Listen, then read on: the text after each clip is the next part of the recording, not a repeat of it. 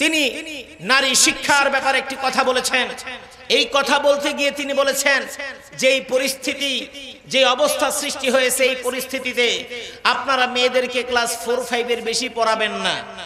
এই কথাটা বলার কারণে সারা বাংলাদেশের কিছু মানুষ বুঝে হোক না বুঝে হোক, আবেগে হোক, বিরোধিতার জন্য হোক, আলেম ওলামাকে ছোট করার জন্য হোক, যে কোনো কারণে হোক করার জন্য তারা প্রতিবাদ শুরু করে দিয়েছে। কথা বলেন ঠিক কিনা?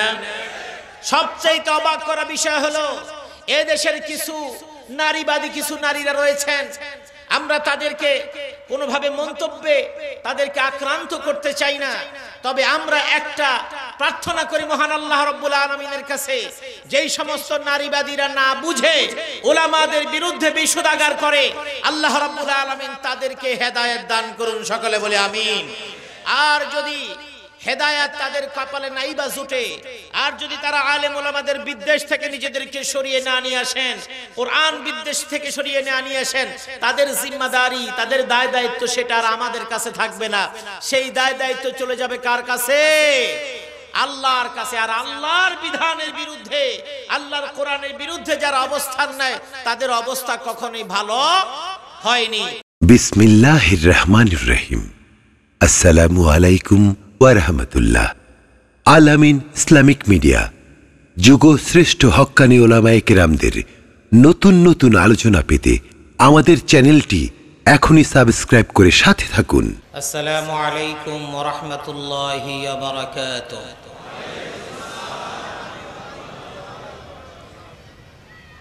নাহমাদুহু ওয়া নাস্তাঈনুহু ওয়া নাস্তাগফিরুহু ওয়া নাউযু বিল্লাহি মিন শুরুরি আনফুসিনা ওয়া মিন সাইয়্যাতি আ'মালিনা। মান ইয়াহদিহিল্লাহু ফালা মুদিল্লা লাহু ওয়া মান يضلل فلا هادي له ونشهد أن لا إله إلا الله وحده لا شريك له ونشهد أن سيدنا ونبينا وحبيبنا وطبيبنا وطبيب قلوبنا محمدا عبده ورسوله الذي أرسله بالحق بشيرا ونذيرا وداعيا إلى الله بإذنه وسراجا منيرا. أما بعد فقد قال الله تعالى في كلامه المجيد وفرقانه الحميد. أعوذ بالله من الشيطان الرجيم. بسم الله الرحمن الرحيم. ألف لام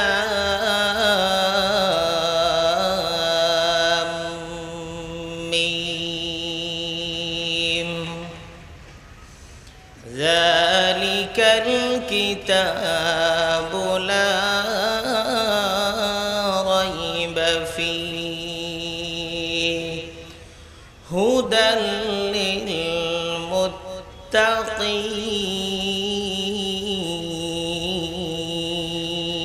للمتقين. وقال تعالى إن الله وملائكته يصلون على النبي يا أيها الذين آمنوا صلوا عليه وسلموا تسليما بلغ العلا بكماله كشف الدجى بجماله حسنت جميع خصاله صلوا عليه وآله সবাই আমার সাথে পড়বেন একজনও বাদ থাকবেন না اللهم صل على محمد وعلى آل محمد كما صليت على إبراهيم وعلى آل إبراهيم إنك حميد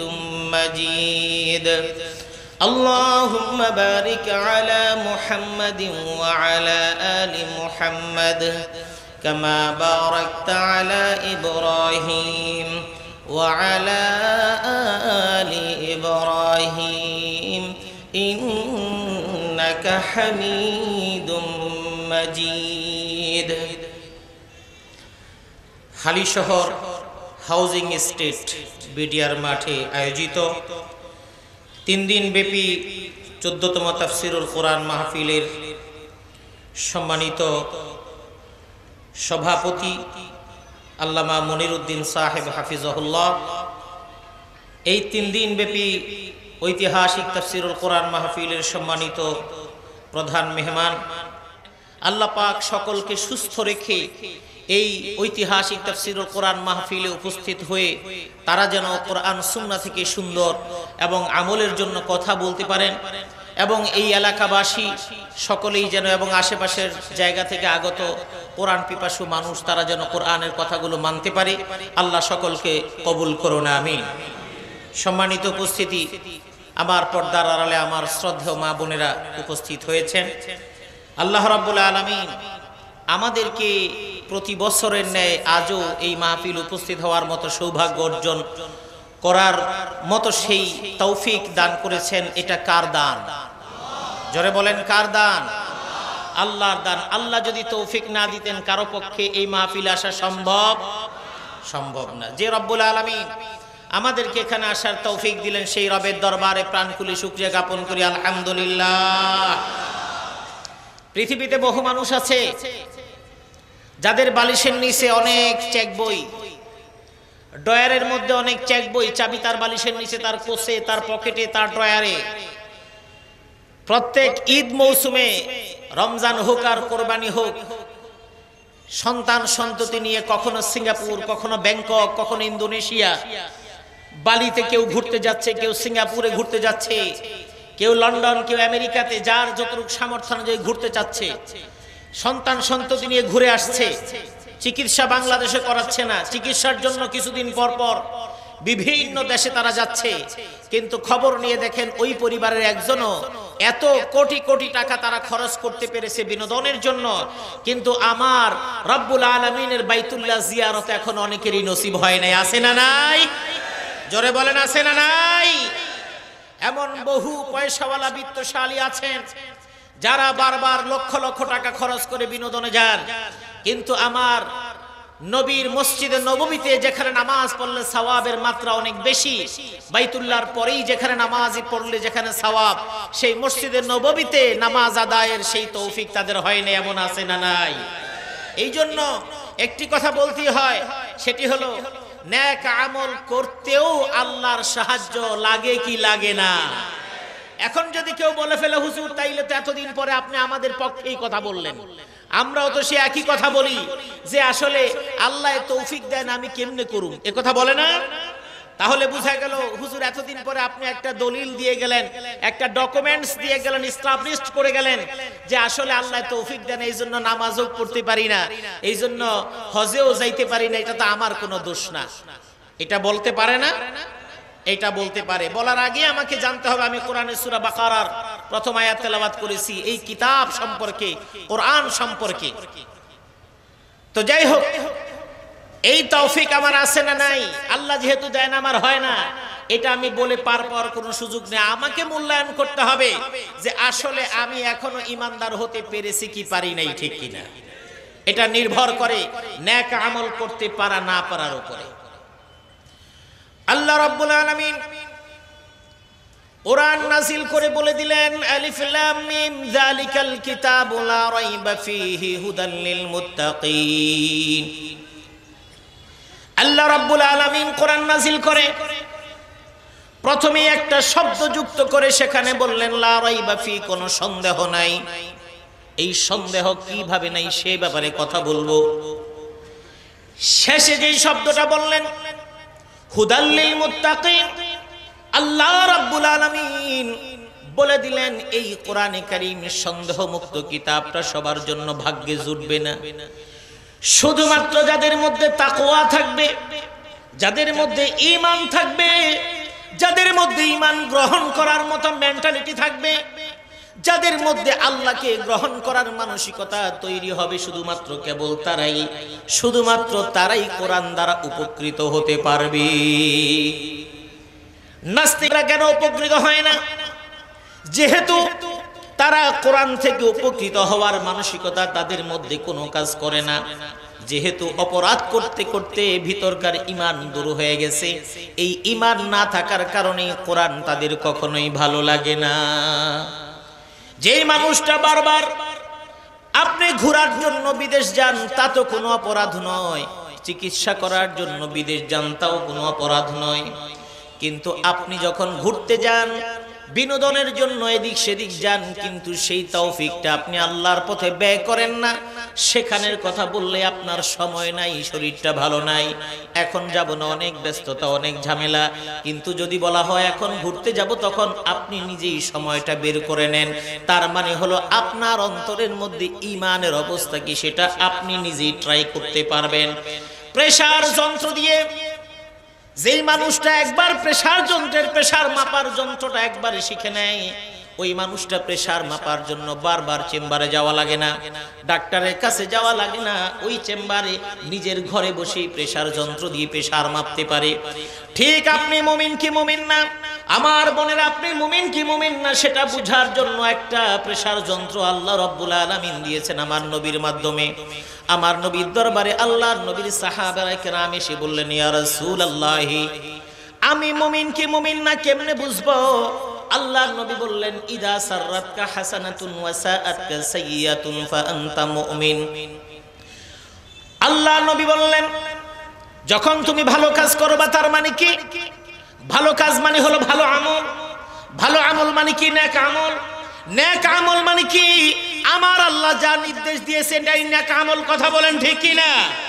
আমার আল্লাহ নামাজ পড়তে বলেছেন, সমাজ মনে করে নিয়েছে নামাজটাই শুধু নেক আমল, ওজিফা পড়াই শুধু নেক আমল। এই সমাজ মনে করে নিয়েছে বাইতুল্লাহ জিয়ারতে যাওয়াই নেক আমল। এই সমাজ মনে করে নিয়েছে সন্তানকে শুধুমাত্র কোরআন শরীফ একটু পড়ায় দিলাম এটাই নেক আমল। এই সমাজ মনে করে নিয়েছে মানুষকে দান সদকা করলাম এটাই শুধুমাত্র নেক আমল। আমার ভাইরা, নেক আমলের অনেকগুলো পার্ট আছে, এটা হলো অনেকগুলো পার্টের একটা পার্ট। কিন্তু আমার আল্লাহ কোরআনে কারীমে যা বলে দিয়েছেন, আমার নবী যা বলে দিয়েছেন, আল্লাহর নির্দেশগুলো নবীর পদ্ধতিতে করার নাম হলো ইসলাম। এই ইসলাম যারা পরিপূর্ণ পালন করবে এটার নাম হলো নেক আমল করা। আধা আধি করলে হবে না। আমি নামাজ পড়ি, আমাদের বর্তমান বাংলাদেশে হাজার হাজার মানুষ আছে মসজিদে 5 ওয়াক্ত নামাজ আদায় করে, মসজিদ থেকে বের হওয়ার পরে সারাদিন মিথ্যা কথা বলে। কথা বলেন আছে না নাই? এই সমাজে বহু মানুষ আছে নামাজের সময় নামাজ ঠিকই পড়ে, আবার ব্যবসা করার সময় ভেজাল মালের ব্যবসা দারুণ ভাবে করে কোটি কোটি টাকার মালিক হয়ে যাচ্ছে। কথা বলেন নাই? এই সমাজের মধ্যে বহু মানুষ আছে যারা নিজেরা নামাজ পড়ে, আবার অনেকে হজও করেছেন, কিন্তু নিজের ঘরে পরিবারের মধ্যে ইসলামের কোনো চর্চা নাই। ইসলাম পারিবারিকভাবে পালন তারা করছেন না। ইসলাম পারিবারিকভাবে পালন করছেন না বিধায় সামাজিকভাবে ইসলাম নেই, সামাজিকভাবে ইসলাম নেই বিধায় রাষ্ট্রীয়ভাবে সামাজিকভাবে কোথাও এখন ইসলামের চর্চা করা যাচ্ছে না এবং চর্চা হচ্ছে না। কথা বলেন ঠিক কিনা? এখন আমরা কোরআনের কথা বললে আমাদের সমাজ আমাদেরকে দুইটা ভাগে ফেলে দিয়েছে, স্পষ্ট দুইটা ভাগ। একটা হলো মোল্লা মৌলবীগ একটা ভাগ, আর একটা হলো সাধারণ মানুষের একটা ভাগ। হুজুরদেরকে সবাইকে এক সাইড করে দিয়েছে, মনে হয় যেন সব কাজগুলো মনে হুজুরদের কাজ, অন্য কারো কাজ নাই। এই কোরআনে কারীম সন্দেহাতীত কিতাব, এই কোরআনে যা বলেছে এটাই বাস্তব, এর বাহিরে অন্য সব মিথ্যা হওয়ার সম্ভাবনা আছে। এই জন্য পরিবারকে গঠন করতে হলে আগে কোরআনের আদলে গ্রহণ করা দরকার আছে না নাই? এখন ওখানে যাওয়ার আগে আমার আগে বুঝতে হবে, যেই কোরআন নিয়ে আমরা তো চিল্লাই, যেই কোরআনের কথা বলে আমরা সমাজের কথা বলি, পরিবারের কথা বলি, আমার স্ত্রী যেন কোরআন মেনে চলে এই কথা বলি, আগে আমার বোঝা দরকার কোরআন সত্য না বিজ্ঞান সত্য, কোরআন সত্য না অন্য জ্ঞান সত্য, ওহির জ্ঞান সত্য না অন্য কিছু জ্ঞানের সত্য, এটা বোঝার দরকার আছে না নাই? প্রথমে আমি বলি, বর্তমানে শিক্ষা ব্যবস্থা সারা বাংলাদেশে আলোড়ন সৃষ্টিকারী একটা বক্তব্যে তোলপাড় হয়ে গেছে। সেই বক্তব্য হলো সারা বাংলাদেশের হাজারো আলেম মুহাদ্দিসদের সর্বজন শ্রদ্ধেয় উস্তাদ, উস্তাজুল আসাতিজা, বর্ষিয়ান আলেম। আমার ধারণা মতে, আমি তো সারা বাংলাদেশের সব মুরব্বী আলেমদেরকে চিনি না, কিন্তু আমার জানা মতে আমার কাছে মনে হয় হাটহাজারী মাদ্রাসার সম্মানিত মহাপরিচালক আল্লামা আহমদ শফি হাফিজাহুল্লাহ, আমার কাছে মনে হয় বর্তমান বাংলাদেশে তিনি সবচেয়ে বয়োজ্যেষ্ঠ একজন আলেম। আমি জানি না আরো থাকতে পারে, কিন্তু আমি যতটুকু জানি এতটুকু আমার কাছে মনে হয় উনি বয়োজ্যেষ্ঠ এবং বৃদ্ধ মুরব্বী। আরো যারা আছেন তারা থাকলেও সকলেই হুজুরকে সকলেই মুরব্বী হিসাবে মেনে নিয়েছেন এবং জাতির কান্ডারি হিসেবে, মুসলিম উম্মার একজন অগ্র সেনানায়ক হিসেবে তিনি আমাদের হয়ে কিছু কথা মানুষকে হেদায়েতের জন্য বলে থাকেন, ঠিক কিনা? তিনি নারী শিক্ষার ব্যাপারে একটি কথা বলেছেন। এই কথা বলতে গিয়ে তিনি বলেছেন যে এই পরিস্থিতি, যে অবস্থা সৃষ্টি হয়েছে, এই পরিস্থিতিতে আপনারা মেয়েদেরকে ক্লাস 4-5 এর বেশি পড়াবেন না। এই কথাটা বলার কারণে সারা বাংলাদেশের কিছু মানুষ বুঝে হোক না বুঝে হোক, আবেগে হোক, বিরোধিতার জন্য হোক, আলেম ওলামাকে ছোট করার জন্য হোক, যে কোনো কারণে হোক করার জন্য তারা প্রতিবাদ শুরু করে দিয়েছে। কথা বলেন ঠিক কিনা? সবচেয়ে অবাক করা বিষয় হলো এ দেশের কিছু নারীবাদী কিছু নারীরা রয়েছেন, আমরা তাদেরকে কোনোভাবে মন্তব্যে তাদেরকে আক্রান্ত করতে চাই না, তবে আমরা একটা প্রার্থনা করি মহান আল্লাহ রাব্বুল আলামিনের কাছে, যেই সমস্ত নারীবাদীরা না বুঝে উলামাদের বিরুদ্ধে বিশুদ্ধাগার করে, আল্লাহ রাব্বুল আলামিন তাদেরকে হেদায়েত দান করুন, সকলে বলে আমিন। আর যদি হেদায়েত তাদের কপালে নাইবা জুটে, আর যদি তারা আলেম ওলামাদের বিদ্বেষ থেকে নিজেদেরকে সরিয়ে না নিয়ে আসেন, কোরআন বিদ্বেষ থেকে সরিয়ে না নিয়ে আসেন, তাদের জিম্মাদারি, তাদের দায় দায়িত্ব সেটা আর আমাদের কাছে থাকবে না। সেই দায় দায়িত্ব চলে যাবে কার কাছে? আল্লাহর কাছে। আর আল্লাহর বিধানের বিরুদ্ধে, আল্লাহর কোরআনের বিরুদ্ধে যারা অবস্থান নেয় তাদের অবস্থা কখনোই ভালো হয়নি। হযরত নূহ আলাইহিস সালাতু ওয়াস সালামের উম্মতেরা সহ অন্যান্য নবী সকল উম্মতেরা বিরোধিতার সর্বশেষ চূড়ায় যখন চলে গিয়েছেন, আল্লাহর নবী তখন দোয়া করেছিলেন, রব্বি লা তাজার আলাল আরদি মিনাল কাফিরিনা দাইয়ারা। রব, এই সমস্ত কাফের, নাস্তিক, এই সমস্ত অবিশ্বাসীদেরকে তুমি দুনিয়ার মধ্যে জীবিত রেখো না। ইন্নাকা ইনতাজারহুম ইউদিল্লু ইবাদাক, তুমি যদি এদের একটা বংশ পরম্পরা একটারে যদি জীবিত রাখো, ইউদিল্লু ইবাদাক, তোমার সারা জাতি, তার সারা বান্দাদেরকে তারা বিভ্রান্ত করে দেবে। আমরাও সেটাই মনে করি, যেই জাতির মধ্যে কিছু ব্যক্তিবর্গ হয়, সেটা যদি বুদ্ধিজীবী হয়, সেটা নারীবাদী কোনো নেত্রী যদি হয়, কিন্তু তার মধ্যে যদি দিনের বুঝ না থাকে, তার মধ্যে যদি কোরআন বিদ্বেষী মনোভাব সে যদি পরিহার করতে না পারে, আমরা এখনো সব সময় আমরা ওই সমস্ত মানুষগুলোর জন্য প্রথমেই আল্লাহর কাছে দোয়া করব হেদায়েতের জন্য, ঠিক কিনা? হেদায়েতের জন্য আমরা প্রথমেই দোয়া করব। কিন্তু হেদায়েত যদি তাদের নসিবে না হয়, যদি তাদের কোরআন বিরোধিতা, ওলামা বিরোধিতা, ইসলাম প্রিয় মানুষের বিরোধিতা যদি সেখান থেকে ফিরে না আসে, জিম্মাদারি আল্লাহর উপরে চলে যাবে। তাদের ব্যবস্থা একমাত্র আল্লাহ রাব্বুল আলামিন গায়েব থেকে করে দিবেন। সেই সময় ইসলামপন্থী মানুষের উপরে কোনো দোষারোপ করা চলবে না। শিক্ষার ব্যাপারে বলেছেন। এবার আমি আসি শিক্ষার ব্যাপারে হুজুর যেই কথা বলেছেন এটার পক্ষে আমরা কেন কথা বলি।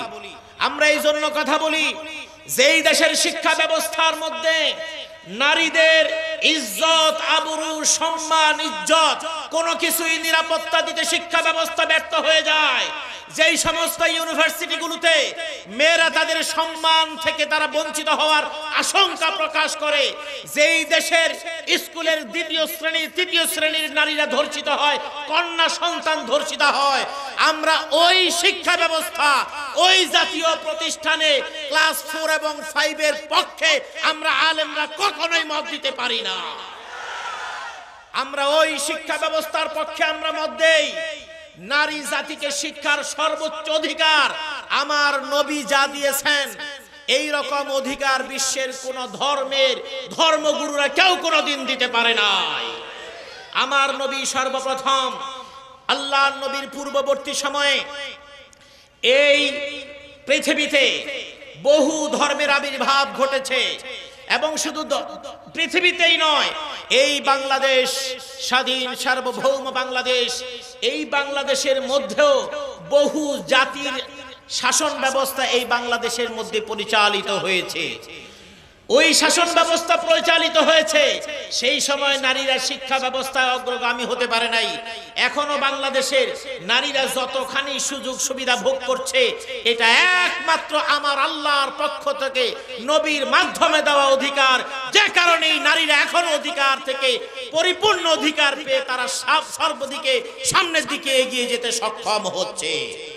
তবে সব দিকে এগিয়ে যাওয়া এবং অগ্রগামী হওয়ার অর্থ, এবং সেটা আমার বুঝতে হবে, সেটা হলো ওলামায়ে কেরাম বলেছেন শিক্ষার ক্ষেত্রে উচ্চ শিক্ষা না নিলেও চলবে।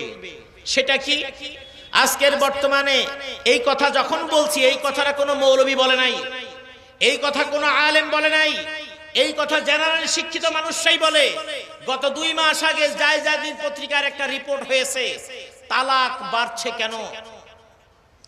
প্রথম আলোতে রিপোর্ট হয়েছে, এই রকম হাজারো পত্রিকায় রিপোর্ট হয়েছে। সমস্ত পত্রিকার রিপোর্টের রেজাল্ট হলো বাংলাদেশে উচ্চ শিক্ষিতা নারীর পরিবারের মধ্যেই তালাকের মাত্রা সবচাইতে বেশি হারে বাড়ছে। কারণ হিসেবে তারা লিখেছেন, উচ্চ শিক্ষিতা নারী তিনি যখন সংসার জীবনে ঢোকেন, সর্বপ্রথম যেই জিনিসটা তিনি বাদ দেন সেটা হলো তার মানসিকতার মধ্যে ছাড় দেওয়ার মানসিকতা, কোন বিষয়ে ছাড় দেওয়ার মানসিকতা, সেই মানসিকতা থেকে তিনি অনেক দূরে চলে আসেন। 2 নাম্বার ধরা হয়েছে নিজে স্বাবলম্বিতার এই কারণে স্বামী নামক যেই প্রাণীটা আছে, এই প্রাণীটার প্রতি তার মূল্যায়নের মাত্রা অনেক কমে যায়। কমে যাওয়ার কারণে 2 জনের এই মনস্তাত্ত্বিক লড়াইয়ে এক সময় ওই মহিলার পক্ষ থেকেই বলে, আমি তোমার এই রকম গোলাম হয়ে থাকতে রাজি না। আসলে বুঝতে ভুল করেছেন। আজকের সমাজ বলে যে উচ্চ শিক্ষিতা নারী কম শিক্ষিত হয়ে সংসার করতে গেলে গোলাম না, এটা গোলাম নয়, বুঝতে ভুল করেছেন। অর্থাৎ পরামর্শ ভিত্তিক সমাজ ব্যবস্থা এবং পারস্পরিক ভালোবাসার সমাজ ব্যবস্থা, পরিবার ব্যবস্থা না থাকার কারণেই এই ভাঙনের শুরু হচ্ছে। আপনি খোঁজ নিয়ে দেখেন, উলামায়ে কেরামের সংসারে খোঁজ নিয়ে দেখেন, মসজিদের ইমামের সংসারে খোঁজ নিয়ে দেখেন, মসজিদের মুয়াজ্জিনের ইমাম সংসারে খোঁজ নিয়ে দেখেন, মাদ্রাসার মুহাদ্দিসের সংসারে খোঁজ নিয়ে দেখেন, তাদের সংসারে খাট পালং কম দামা হতে পারে, তাদের সংসারে অনেক একেবারে দামি মূল্যবান বেশি দামি জিনিস না হতে পারে, কিন্তু ছোট্ট একটু ঘরের মধ্যে কিছু না থাকলেও সেখানে যেই জিনিসটা আছে সেটা হলো মহামূল্যবান, সেটা হলো ভালোবাসা, যা অন্য ঘরের মধ্যে কখনোই পাওয়া যায় না। অনেকেই বলে হুজুররা তার স্ত্রীদেরকে ভালোবাসে, এটা তো দায়িত্ব, এটা আমার নবী শিখিয়েছেন। আমার নবীর আদর্শে যদি হতে পারতাম তাহলে ঠিকই আমাদের সংসারের মধ্যে এই ঝগড়াঝাটি কখনোই হতো না। কথা বলেন ঠিক কি না? আমার নবী আমার নবীর স্ত্রীকে যেভাবে ভালোবেসেছেন, আমি ওই আলোচনায় যাব না।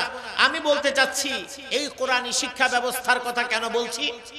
কোরআনী শিক্ষা ব্যবস্থার কথা বলছি, আজকে আমরা অনেক শিক্ষায় শিক্ষিত হচ্ছি, সংসার টিকছে না, স্বামী এবং স্ত্রী দুজনের মধ্যেই দ্বীনের জ্ঞান নাই।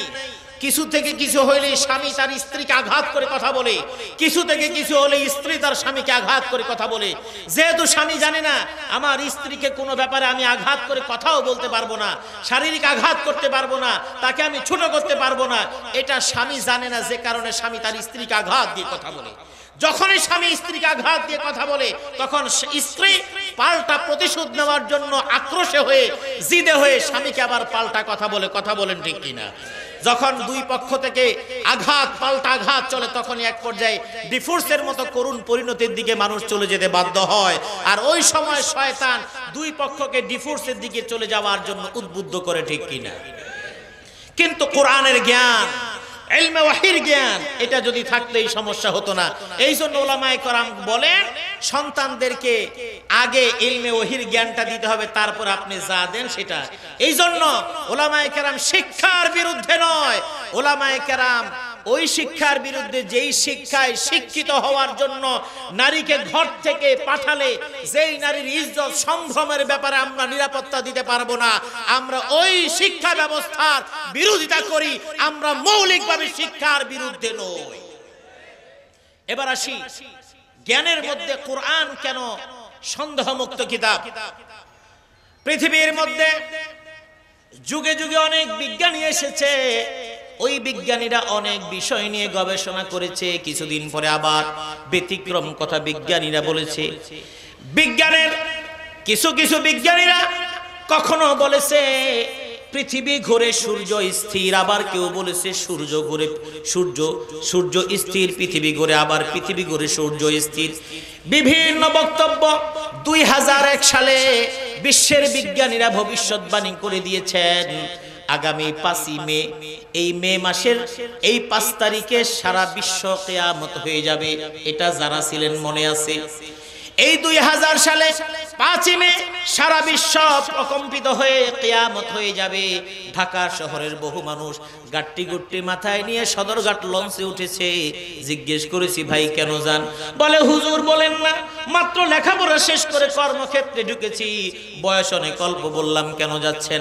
বলে হুজুর বুঝবেন না, মাত্র আলেম হয়েছেন, বিজ্ঞান যা বলে সেটা আপনারা বুঝবেন না। জিজ্ঞেস করলাম বিজ্ঞান কি বলেছে?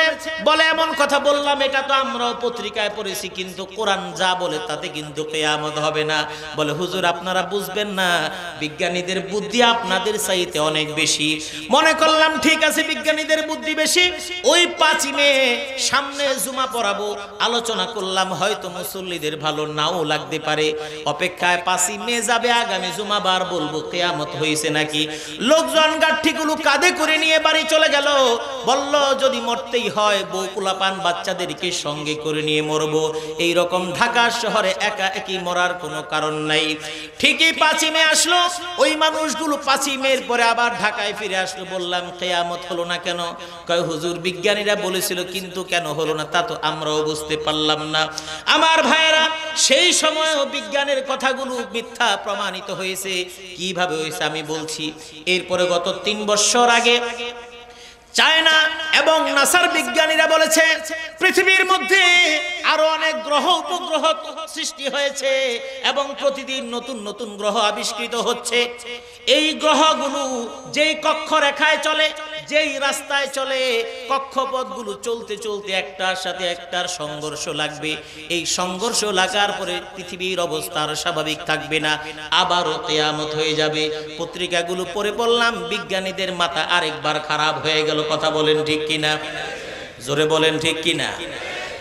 আল্লাহ রাব্বুল আলামিন এই কোরআন নাজিল করেছেন এখন থেকে 1450 বছরেরও বেশি, প্রায় 1500 বছর আগে আল্লাহ রাব্বুল আলামিন এই 1450-1500 বছর আগে কোরআন নাজিল করে বলে দিলেন আলিফ লাম মিম যালিকাল কিতাবু লা রাইবা ফীহি। আল্লাহ রাব্বুল আলামিন কোরআন নাজিল করে দিলেন, হে মানুষ, এই কোরআন তুমি পড়া শুরু করেছ, এই কোরআনের মধ্যে তুমি যা পড়বা যা পাবা সব সত্য সত্য, কোনো ব্যতিক্রম কিছুই হবে না, মিথ্যা কল্পনাও করা যায় না। এবার যদি আমার মনের মধ্যে আমি প্রশ্ন করি, তাহলে ওই বিজ্ঞানীরা বলেছে 5ই মে, তাহলে আগেই তো আমার ভয় পাওয়ার কথা ছিল, কিন্তু আমি কেন ভয় পাবো না? এর কারণ হলো, কারণ বিজ্ঞানীরা যেই গবেষণা করেছে ওই গবেষণা কখনোই ঠিক হবে না। কারণ ওই গবেষণা যদি ঠিক হয় তাহলে আমার কোরআন মিথ্যা হয়ে যাবে, আর আমার আল্লাহ কখনো মিথ্যা কথা কোনোদিন বলেন না। কথা বলেন ঠিক কিনা? আমার ভাইরা, আল্লাহ রাব্বুল আলামিন আমাদেরকে এই কোরআনে কারীমের মধ্যে বলে দিলেন, আমি যা বলেছি সব সত্য বলেছি, সন্দেহের কোনো অবকাশ নাই। এবার আল্লাহ কি বলেছেন? কিয়ামতের ব্যাপারে সমস্ত বিজ্ঞানীরা বলেন 5 তারিখে হয়ে যাবে, অমুক তারিখে হয়ে যাবে। সর্বপ্রথম কোরআনে আল্লাহ বলে দিলেন, ইহুদিরা আল্লাহ রাব্বুল আলামিনের আল্লাহর নবীর কাছে এসে যখন জানতে চাইবে কিয়ামত সম্পর্কে, এই জন্য আল্লাহ পাক রব্বুল আলামিন আল্লাহর নবীকে বলে দিলেন, ইয়াসআলুনাকা আনিস সাআতি আইয়ানা মুরসাহা ফীমা আনতা মিন যিকরাহা ইলা রাব্বিকা মুনতাহাহা।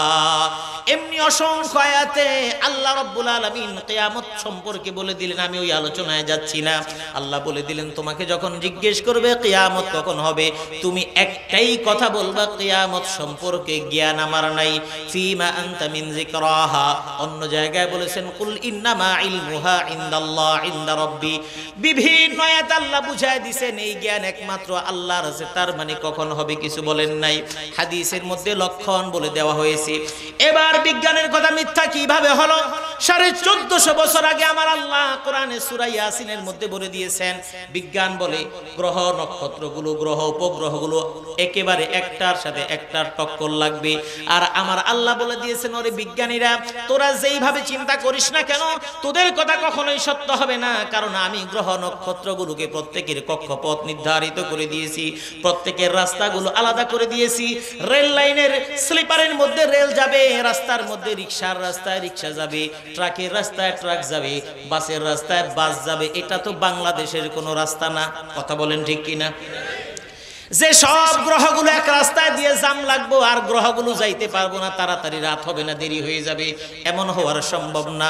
আমার আল্লাহ কোরআনে 1450 বছর আগেই বলে দিলেন, হে আমার দুনিয়ার মানুষ, তুমি শুনে নাও, ওয়াশ-শামসু তাজরি লিমুস্তাকাররিল লাহা যালিকা তাকদীরুল আজিজিল আলীম। আল্লাহ রাব্বুল আলামিন বললেন, ওয়াশ-শামসু তাজরি লিমুস্তাকাররিল লাহা। সূর্য তার নিজস্ব কক্ষপথে নিজস্ব রাস্তায় চলে। এটা হলো আল্লাহ পাক রব্বুল আলামিনের ক্ষমতা এবং কুদরতের খেলা।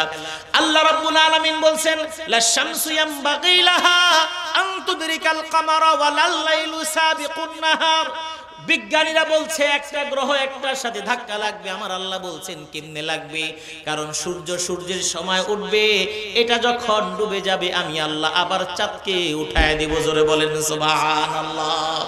লাশ-শামসু ইয়ামবাগি লাহা আন তুদরিকাল কামারা ওয়ালাল লাইলু সাবিকুন নাহার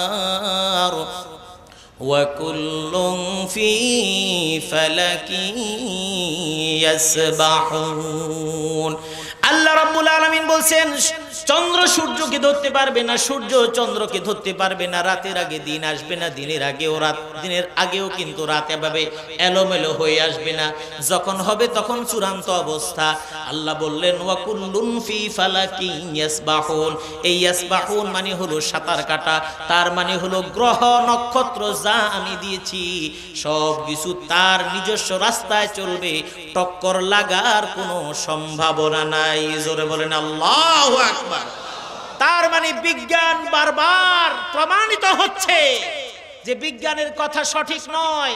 আমার কোরআন যা বলে দিয়েছে 1400 বছর আগে, সেই কোরআনের কথাই সত্য। কথা বলেন ঠিক কিনা? এবার আসুন, এই কোরআনটা হলো ওয়াহি, হাদিস হলো ওয়াহি। ওহির দুইটা ধরন, উলামায়ে কেরাম এগুলি পড়িয়ে থাকেন, ব্যাখ্যা করে থাকেন।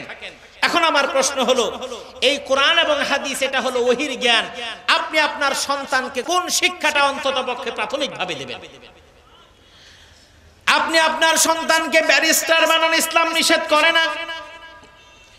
আপনার সন্তানকে ডাক্তার বানান, ইসলাম নিষেধ করে না।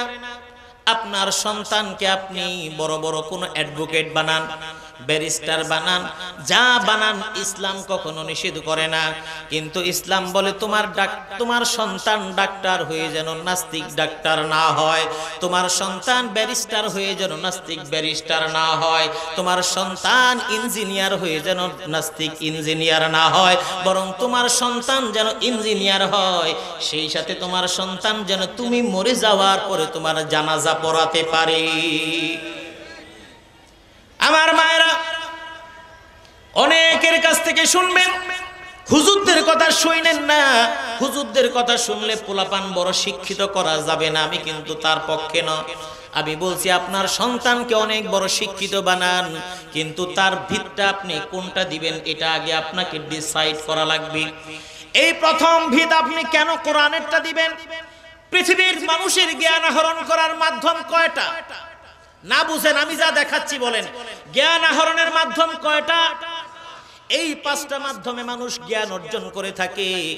1 নাম্বার হলো ধরি তার নাক, 2 নাম্বার হলি তার কান, 3 নাম্বার ধরি তার চোখ, 4 নাম্বার ধরি তার জিহ্বা, আর 5 নাম্বার হলো তার ত্বক।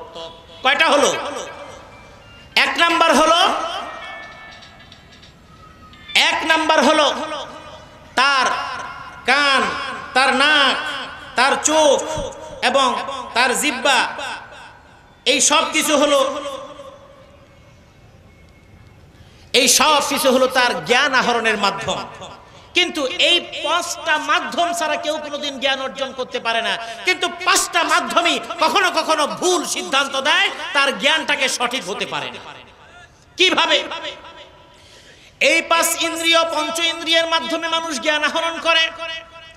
একজন ডাক্তার বলেন, ইঞ্জিনিয়ার বলেন, কবিরাজ বলেন, আলেম বলেন, মুহাদ্দিস বলেন, মুফতি বলেন, যেই লাইনে হোক না কেন জ্ঞান এই 5টার বাইরে মানুষ অর্জন করতে পারে না। তার কানে শুনে, ব্রেনে নেয়, চোখে দেখে এবং এর মাধ্যমে সে জ্ঞান অর্জন করে।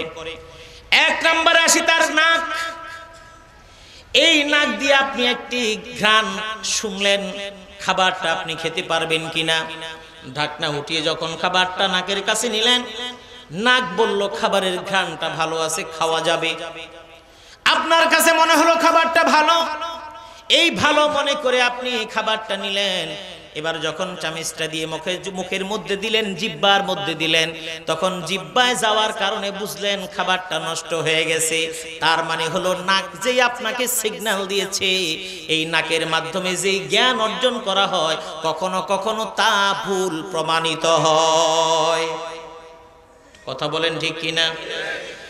আবার কান দিয়ে আপনি শুনলেন, এই মাঠের এই প্রান্ত থেকে ওই প্রান্তে আপনাকে ডাক দিয়ে বললাম তুমি চাল নিয়ে এসো। আপনি ওই প্রান্ত থেকে আপনি চাল না শুনে ডাল শুনলেন। মোবাইলে এই প্রান্ত থেকে ওই প্রান্তে বললেন, আপনি ওই প্রান্ত থেকে শুনলেন একরকম, এই প্রান্ত থেকে শুনলেন আরেক রকম। কখন রিকশাওয়ালাকে বললেন যাবে নাকি ওখানে, বলে হ্যাঁ যাব। কত টাকা? রিকশাওয়ালা বলল 30 টাকা। আপনি শুনলেন 20 টাকা। এবার ওই স্টেশনে নামার পরে 20 টাকার নোট রিকশাওয়ালাকে দিচ্ছেন, রিকশাওয়ালা বলে আর কই। আপনি বললেন তুমি তো 20 টাকা বলেছো, রিকশাওয়ালা বলল আমি 30 টাকা বলেছি। এই যে আপনার ভুল হয়ে গেল, এটা হলো আপনার কানের জ্ঞান, কান দিয়ে আপনি শুনেছেন, কিন্তু কখনো কখনো কান আপনাকে ভুল তথ্য ইনফরমেশন দেয়। কথা বলেন ঠিক কিনা? খুব সংক্ষেপে বলছি। এবার চোখ দিয়ে দেখছেন, দূর থেকে দেখছেন আপনার ছোটবেলার বন্ধুর মতো দেখা যায়, পিছন থেকে দেখে আপনার বন্ধুর মতোই মনে হয়েছে।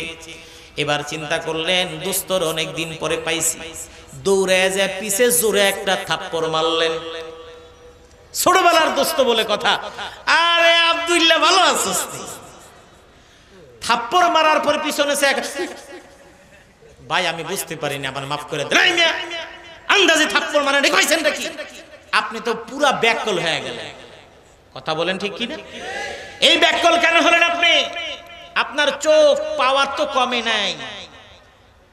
এর কারণ হলো এই চোখ আপনাকে যে জ্ঞান দিয়েছে, ওই জ্ঞান পরিপূর্ণ জ্ঞান আপনাকে দিতে পারে না, এই ভুল ইনফরমেশন দিয়েছে। এবার নাকেরটাও ভুল হতে পারে, কানেরটাও ভুল হতে পারে, চোখেরটাও ভুল হতে পারে। এবার জিহ্বার প্রশ্ন। এবার আপনি চোখ দিয়ে দেখলেন খাবারটা ভালো, নাক দিয়ে শুকলেন খাবারটা ভালো, জিহ্বায় টেস্ট করে দেখলেন খাবারটা ভালো, সুতরাং তিনজনে সাপোর্ট করলো খাবারটা ভালো। এবার আপনি খাইলেন, খাওয়ার 1 ঘন্টা পরে তারপরে যেখানে গেছেন, ভাই টয়লেটটা কোন জায়গায়? মাত্র 1 ঘন্টা হয়েছে আপনার টয়লেটে গেলেন, টয়লেট থেকে বেরিয়ে আসে তারপরে বলেন ভাই ভালো লাগতেছে না, পেটটা কেমন কেমন জানি করে। এমন হয় কি হয় না?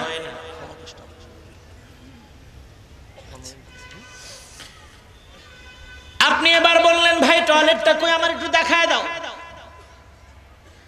এবার বলল ভাই আপনি না মাত্র গেলেন, কয় গেছি কিন্তু কাম হয় নাই। কথা কোন ঠিক কিনা? গেছে কিন্তু কাজ হয় নাই। তাই ঘটনা কি ভাই? কয় বুঝলাম না কিছু, সারাদিন তো ভালোই ছিলাম, কিন্তু এই যে ঘন্টা খানেক আগে কি জানি খাইলাম, বাসায় দেখে তো লোভ সামলাইতে পারি নাই, খায়া ফেলাইছি, কিন্তু এখন তো বুট বুট বুট বুট করতেছে। হয় কি হয় না? তাহলে আমার নাক ইনফরমেশন দিল, প্রথমে আমার চোখ ইনফরমেশন দিয়েছে, এটা রাইট টেস্টি। চোখ আমাকে বলেছে, চোখের সাপোর্টের পরে আমি চিন্তা করলাম চোখের কথা বিশ্বাস করা যায় না, নাকের কাছে নিই, নাকের কাছে নিয়ে দেখলাম নাকও কয় না তুই খাইতে পারোস ভালো। দুইজনের সাপোর্টের পরে জিহ্বা একটু দিলাম, জিহ্বা হা খুবই মজাদার। এই 3 জনের অ্যাটাস্টেড করানোর পরে আমি পেটের মধ্যে দিলাম, ওই হেড অফিসে যাওয়ার পরে হেড অফিস করলো না এই ইমিগ্রেশন এটা পার করানো যাবে না। কথা বলেন ঠিক কিনা? তাহলে নাক, চোখ, কান, জিহ্বা কখনো কখনো আমাকে যে ইনফরমেশন দেয়, কখনো কখনো তা ভুল হতে পারে, ঠিক কিনা? এবার একটা বাকি, সেটা হলো আমার ত্বক, আমার চামড়া। আপনি গরম পানি নিয়েছেন অথবা অন্ধকার, লাইট নাই আপনার কাছে, খেতে বসছেন, এখন তো লাইট ছাড়া কোনো জায়গা নাই। এক সময় তো মানুষ কপিবাতি জ্বালিয়ে খেয়েছে, এখন লাইট সব সময় মোটামুটি থাকে। মনে করেন কথার কথা, শুকনা মরিচ ভাজা একটা পেয়ালা, সেখানে শুকনা মরিচ ভাজা ছিল। আবার মনে করেন গতকালকে কটা তেলা পোকা মরছে, সেগুলো একসাথে করে একটা বাটির মধ্যে রেখে দিছে। এখন কারেন্ট নাই, এখন হাতায় তোকায় খুঁজে পাইতেছেন না শুকনা মরিচ কই।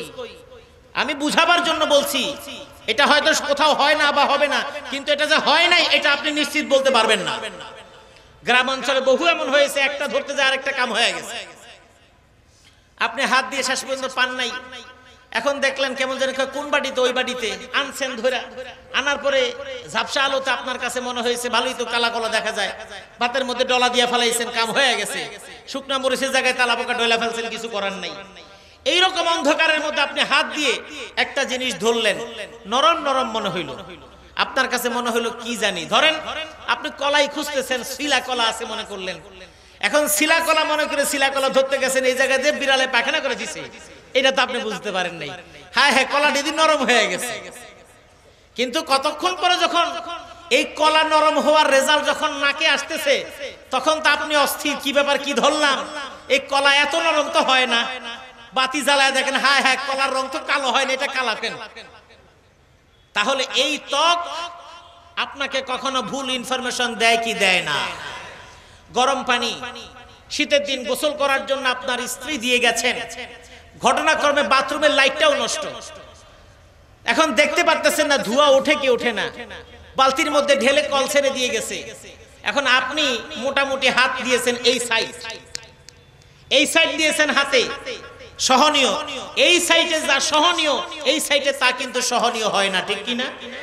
আপনি মাশাআল্লাহ গুনগুন গান গাইতে গাইতে গরম পানি ঢেলে দিয়েছেন গায়ের মধ্যে, উড়ি মারে করে চিৎকার মারছেন। তার মানে আপনার ত্বক কখনো কখনো আপনাকে ভুল ইনফরমেশন দিয়ে থাকে, ঠিক কিনা? তাহলে মানুষের জ্ঞান অর্জনের মাধ্যম সর্বজন গৃহীত হলো মাধ্যম পাঁচটি। এই পাঁচটি গৃহীত এই মাধ্যমগুলো কখনো কখনো ভুল ইনফরমেশন দেয়, কিন্তু একটা ইলম আছে, সেই ইলমটা ইনফরমেশন যা দেয় এটাই সঠিক, ব্যতিক্রম কখনো হয় না। জোরে বলেন সুবহানাল্লাহ। এটার নাম হলো ইলমে ওয়াহি। এই ইলমে ওয়াহির মধ্যে কোরআন এবং হাদিস এর মধ্যে অন্তর্ভুক্ত। কিভাবে? হাদিসের ডে একটু বলি, কোরআনটা একটু লম্বা কথা, এই জন্য পরে আনতেছি। আল্লাহ নবী, বিশ্ব নবী, সেই 1450 বছর আগে আল্লাহর নবী যে ইনফরমেশন দিয়েছেন আজ পর্যন্ত কেউ তা প্রত্যাখ্যান করতে পারে নাই। মুহাদ্দিসরা পড়ান, উলামায়ে কেরাম ছাত্রদেরকে হাদিস পড়ান। এই হাদিসটি বহু কিতাবের মধ্যে, সিয়াসিত্তার কিতাবের মধ্যে রয়েছে। একটা পাত্রের মধ্যে যদি কোনো কুকুর মুখ দেয়, কোন কুকুর যদি কোন পাত্রের মধ্যে মুখ দেয়, জিহ্বা দিয়ে চেটে পুটে খায়, লেহন দেয়, ইজা ওয়ালাগাল কালবু ফি ইনাই আহাদিকুম ফালইউহরিকুহু সাবআ মাররাত উলাহুন্না বিত্তরাব। আল্লাহর নবী বলেছেন, কোন পাত্রে যদি কুকুর মুখ দেয় তাহলে ওই কুকুরে যেই পাত্রের মধ্যে মুখ দিয়েছে ওই পাত্রটা তুমি 7 বার ধৌত করো। কোন কোন হাদিসে 8 বারের কথা উল্লেখ আছে। এই 7 বার যে ধৌত করবা, এই 7 বার ধোয়ার মধ্যে অবশ্যই তোমাকে একবার মাটি দিয়ে ঘষতে হবে। এটা বলেছেন আল্লাহর নবী 1450 বছরেরও অনেক আগে। এটার উপরে গবেষণা বিজ্ঞানীরা করে যাচ্ছেন। এখন থেকে 30 বছর আগে এই চট্টগ্রামের আমার শ্রদ্ধেয় মা বোনেরা কি করেছেন আমার জানা নাই, তবে আমি আমার মা বোনদেরকে গ্রাম অঞ্চলে বিভিন্ন জায়গায় দেখেছি হাড়ি পাতিল মাজার জন্য সবগুলো ওই ঘাটলায় নিয়ে গেছেন, এবং ঘাটলার মাঝে ওখানে কিছু এইরকম খেরকুটা ছিল, ওই খেরকুটা দিয়ে ঘাটলা থেকে মাটি টান দিয়ে ওই মাটি দিয়ে থালা বাসনগুলো মেজেছে। এটা মনে আছে নাকি? এই থালা বাসন মাজার পরে এখন যদি সন্তানরা দেখে থালা বাসনগুলো মাটি দিয়ে মাজে, বর্তমান প্রজন্মের সন্তানরা কোনোদিন ওই থালার মধ্যে ভাত খাবে না। এটা আমাদেরও কখনো বুঝ হয় নাই, এই মাটি দিয়ে কেন মাজে? আমার মা চাচিরা, আপনার মা চাচিরা মুহাদ্দিস ছিলেন না, আপনার মা চাচিরা আলেম ছিলেন না, ফকিহ ছিলেন না, তাদেরকে কোনো মুহাদ্দিসও বলে যায় নাই। বংশ পরম্পরায় এইভাবে তারা কাজ করে আসছেন। কিন্তু আমার নবী হাদিসে বলেছেন, এখন যদিও সহজে পাওয়া যায়, এখন থেকে 20 বছর আগে হাদিসগুলো খুব সহজে মানুষ পেত না। আল্লাহর নবী বলেছেন, এখন বিজ্ঞানীরা গবেষণা করেছেন, কারণ মুসলমান যতখানি আল্লাহর নবীকে বিশ্বাস না করে, মুসলমান যতখানি কোরআনকে গবেষণা না করে, মুসলমান যতখানি আল্লাহর নবীর হাদিস নিয়ে গবেষণা না করে, ইহুদি খ্রিস্টানেরা আল্লাহর নবীর হাদিস বেশি রিসার্চ করে। এর কারণ কি? ওরা বিশ্বাস করে মুহাম্মদ যা বলেছে, মুসলমানের নবী যা বলেছে তা মিথ্যা বলে নাই, সব সত্য বলেছে। এটা বর্তমান ইহুদি নয়, বর্তমান খ্রিস্টান নয়, আল্লাহর নবীর যুগের ইহুদি খ্রিস্টানরাও তাই মনে করত। আল্লাহর নবী, বিশ্ব নবী সাইয়্যিদুল মুরসালিন খাতামুন নবিয়্যিন যখন ছোট বয়সে অবিবাহিত ছিলেন, আল আমিন নামে খ্যাত ছিলেন, হযরতে খাদিজাতুল কুবরা রাদিয়াল্লাহু তাআলা আনহা একজন ধনাঢ্য মহিলার ব্যবসা কাফেলা নিয়ে যখন তিনি চললেন, ব্যবসা নিয়ে যখন তিনি ওই সিরিয়ার দিকে রওনা হলেন, শুধুমাত্র সঙ্গে একজন সঙ্গী তাকে দেওয়া হলো, তিনি হলেন খাদিজাতুল কুবরা রাদিয়াল্লাহু তাআলা আনহার যে গোলাম মাইসারা। এই মাইসারাকে সঙ্গে করে আল্লাহর নবীকে পাঠিয়ে দিলেন ব্যবসার জন্য। এবার যখন গিয়েছে সিরিয়ায়, ওই বাজারের কাছাকাছি একটা গাছের নিচে আমার নবী বিশ্রাম নিলেন। পাশে একজন ইহুদি পাদ্রী নাস্তুরা, ওই পাদ্রীর একটা খানকা সেখানে ছিল, কারণ ইহুদিরা সব ওই তাওরাতের মধ্যে তারা পড়ে জেনেছে একজন নবী আসবেন, তার বর্ণনা এরকম। এটা বিশ্ববিখ্যাত, কারণ মুশরিকরাও জানে আল্লাহর নবী মুহাম্মদ যা বলছে এটা সত্য হওয়ার ব্যাপারে একমাত্র ইহুদিরাই ভালো বলতে পারবে। এবার ওই নাস্তুরা ওই মাইসারাকে ডেকে জিজ্ঞেস করলেন, ও মাইসারা, তোমার সঙ্গে এই লোকটাকে? এই মাইসারও, কারণ ইতিপূর্বে মাইসারা আরো বহুবার ব্যবসায়িক সামগ্রী নিয়ে এখানে এসেছে। আল্লাহ নবীর সাথে এই মাত্র প্রথম আসলো। ওই ইহুদি পাদ্রী মাইসারাকে চিনি, আল্লাহর নবীকে তখনও চিনতেন না। এবার ওই মাইসারা বলল, ওই যে লোকটা দেখো, ওই লোকটা আমাদের আরবের একজন বিখ্যাত লোক, আমাদের ওই বংশের একজন বিখ্যাত লোক। ওর নাম হলো মোহাম্মদ আব্দুল্লাহ, তার বাবার নাম, দাদার নাম হলো আব্দুল মুত্তালিব। এই কথাগুলো যখন বলছে, ওই ইহুদি পাদ্রীর কিতাবের সাথে বর্ণনার সাথে প্রত্যেকটা মিলে যাচ্ছে। কারণ শেষ নবী আসবে, ওই শেষ নবীর পিতা হবে আব্দুল্লাহ, ওই আব্দুল্লাহর পুত্র হবে মোহাম্মদ, তার দাদা হবে আব্দুল মুত্তালিব। এই কথাগুলো শুনছে আর উপলব্ধি করছে, মাইসারা তো তা বুঝে না। এবার বলল, ওকে মানুষ আল আমিন বলে। এত ভালো মানুষ কখনো আরবের মধ্যে আসে নাই, আমাদের বংশেও কেউ কোনোদিন দেখে নাই। এবার ওই নাস্তুরা বলল, শোনো মাইসারা, তোমাকে একটা আমি কথা বলে দিই।